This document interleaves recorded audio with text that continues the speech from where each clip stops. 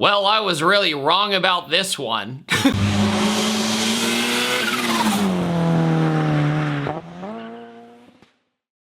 Before we get started with today's video, I want to give a huge thanks to today's sponsor, Keeps. Keeps is an online subscription service that makes it easy and affordable for men to treat their male pattern baldness from the comfort of their own home. That's right, you can get expert hair loss care from your own home without having to visit a doctor's office or pharmacy. And all treatment plans are personalized to your unique needs and recommended by a licensed medical provider. And treatment is delivered right to your door on your schedule. You can offer shipments every 3, 6, or even 12 months, whatever works best for you. And treatment plans are affordable, typically half the cost of traditional pharmacy prices. And Keeps offers both FDA approved hair loss treatments, as well as a 2-in-1 gel that combines both treatments. And according to clinical studies, treatments offered by Keeps are 90% effective at treating hair loss and can increase hair growth up to 35%. So whether you're trying to prevent hair loss, stimulate hair growth, or just take better care of the hair you have, Keeps has you covered. And in addition to clinically proven treatments, Keeps offers a hair thickening shampoo, conditioner, and a hair styling pomade. And most Keeps customers see results within 6 months of starting treatment. And to date, Keeps has helped over 1 million people keep their hair. And Keeps has over 4,500 5-star reviews. And Keeps is discreet. They deliver treatment straight to your door in discreet, non-branded packaging. And as part of your Keep treatment plan, you can message your medical provider or Keeps care team via their secure messaging portal. Hair loss stops with Keeps. For a special offer to get started, go to keeps.com/ThatDudeinBlue or click the link in the description. That's KEEPS.com/ThatDudeinBlue. So a little while ago, I made a video all about the Mazda RX-9 and how over the past decade, Mazda essentially was trying to build a new rotary sports car, or at least dabble with the idea of it behind the scenes. And well, I mean, some of it is right. Okay, look, I can't always be right. And also, side note for getting the new Honda Prelude wrong as well. In that unveil video, I said that the Honda Prelude was going to be an EV because that's what everybody thought at the time, but turns out it's probably going to be a hybrid, which relates to what we'll talk about today. Speculation is fun, and you're almost always wrong. And it can make you sound extraordinarily stupid, even if you do your homework. I'm late to the party about this one, but I kind of wanted to let it simmer, kind of see the internet's feedback and what they thought about it. And any opportunity I have the opportunity to talk about a new Dorito-powered car in the modern age, I need to talk about it. So when I talked about the RX-9 in heavy quotations, I basically did an up to speed of what kind of Mazda's mindset was about a new rotary vehicle. How the RX-8 was just absolutely choked out by EVAP and emission standards, therefore a new rotary engine couldn't really be engineered due to emission standards. They got a lot more strict, and let's just face it, when you run a rotary, you're essentially dumping fuel like all at once, right? But the comment section of that video seemed to be pretty clear what people thought. It was never going to happen. The RX-9 in the way that we wanted it was probably not gonna happen. Even though I find there's a silver lining to everything, and well, yeah, you guys are right.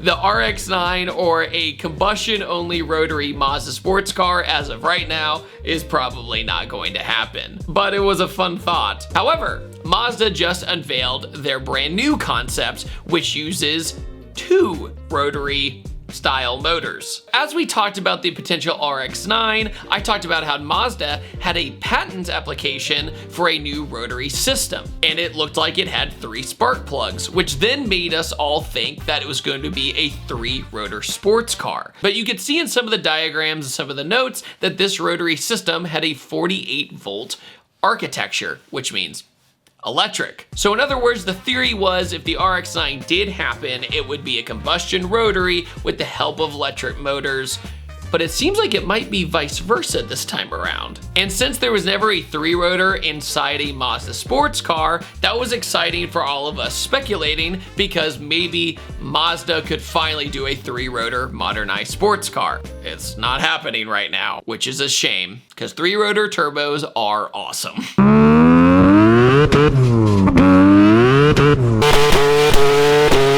Yeah, Yeah, driving that thing was crazy. So let's talk about what Mazda recently unveiled a couple weeks ago. The Mazda ICONIC SP. It's an alright name. But the car itself, styling-wise, at first made me go, okay, there's a little bit of Lotus here, a little bit of Mazda here, like the RX-7 in some ways, a little bit of Miata in the back, and then wait a minute, are those pop-up headlights? There's freaking pop-up headlights on a modern concept car in 2023. What has the world come to in the best way possible? And this is coming from somebody who would hear people go, oh, David, why don't they bring pop-up headlights back into modern sports cars? And I would tell them, the styling or design language of today, where things are more futuristic or curvy, it just didn't really add up to have pop-up headlights, which traditionally were more boxy. You know, you had the motor and then you had them come up. Plus there's the whole DOT standard that's probably been different now too. So there's so many things that could go wrong with developing a brand new sports car when it comes to looks. How do you make it look like that with pop-up headlights? And they somehow made it work. I was deceived at first that they were even pop-up headlights, and they blend in extraordinarily well. So it does show that a modern sports car could be convinced to have pop-up headlights. And it was a super cool nod to the Miata and the RX-7. It's also got these crazy Lambo doors, which seems to be an absolute must for any concept car. And then there's these carbon fiber wheels with the largest spokes on a wheel I think I've ever seen in my life. It's like giant saw blades, just getting ready to be thrown like ninja stars or a giant carbon frisbee. Do you guys remember a movie called Minority Report? There was a Lexus that he like hid in a factory and then he left. My brain kind of went to, oh, if Mazda built a car in that universe, this is what it would look like. Very organic looking, not a lot of hard edges, like Mazda typically does with their sports car. You can see a little bit of RX-8, but there's definitely more RX-7 inspiration in this car. And this is why I think there's hope for Mazda to actually build a sports car with whatever economic rotary system they're trying to do. Honestly, it seems very complicated of how the car actually works. I'm just gonna say it by quote. Batteries are charged by recyclable energy sources in a two-rotor rotary engine. Two-rotor rotary engine used for power generation and can be powered by carbon neutral fuel.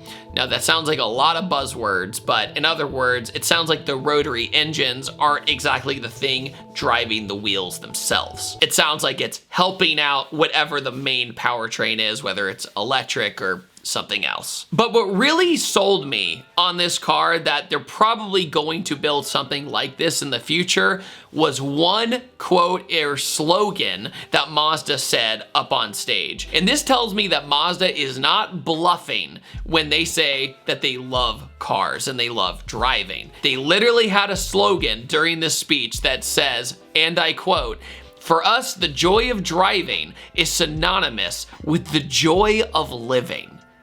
That is the most fire line for a car enthusiast to buy your car, because that's something that we relate to. We love driving, and a lot of people are telling us in the near future that we shouldn't love driving anymore. We should just accept that cars are going to become autonomous one day, or that we need to accept that everything has to be a commuter car and boring. Mazda has proven to me, as of right now, that they like to have fun. Even their commuter cars, like the Mazda 3 hatchback, it's still a fun car to drive. So the fact that they're gonna try and build a Halo sports car, crossing my fingers, hopefully, that would be amazing, because you know it would handle well. Because he brings up weight distribution, that it has great weight distribution, the concept does. And he brings up something not a lot of sports cars are really thought about, is visibility. He said they made sure to have really good visibility. Perfect example that we can all note, the Mustang versus the Camaro. You wanna know why a lot of people don't buy the Camaro? Because they can't see out of it. Not necessarily because they're a bow tie man or a blue oval man. It's because one is just more comfortable than the other. It can be that simple sometimes. And maybe that's what has Mazda win sometimes, because I love the manual Mark V Supra, but it has a low roofline and it's not for everybody. So let's hypothetically speculate that if this car goes to production, and you and I both know it probably won't be exactly like this. It'll probably be similar to it, but it probably won't be exactly like this. In a perfect world, it would go up against the Toyota Supra and also the Nissan Z. Because if you think about it, Mazda hasn't really been in the big leagues forever when it comes to a halo sports car in the Mazda lineup. Sure, they built Miatas forever because they're awesome, and you should always drive a Miata if you haven't yet, and make sure when you drive a Miata that you drive it on a curvy road and not on a highway and then go, I don't get why the Miatas are so loved. It's because you need to drive it in the right environment.